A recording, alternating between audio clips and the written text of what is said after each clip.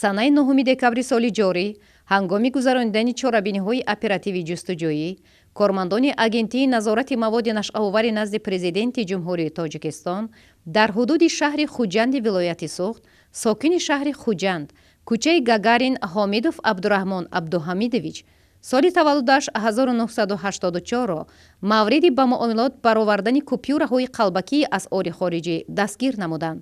ҳангоми аз назар гузарондани шахсӣ аз ном бурда 86 адад купюраҳои 100 доллараи Иёлоти Муттаҳидаи Амрико ёфта гирифта шуд.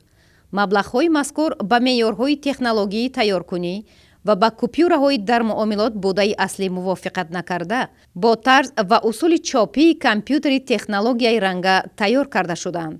муайян карда шуд, ки Ҳомидов Абдураҳмон Абдуҳамидович 86 адад купюраҳои қалбакии 100 доллараи Иёлоти Муттаҳидаи Амрикоро аз рӯи маслиҳати пешакӣ бо шахси ба тафтишот номаълум бо номи Салим бо мақсади ба муомилот баровардан ба даст овардааст.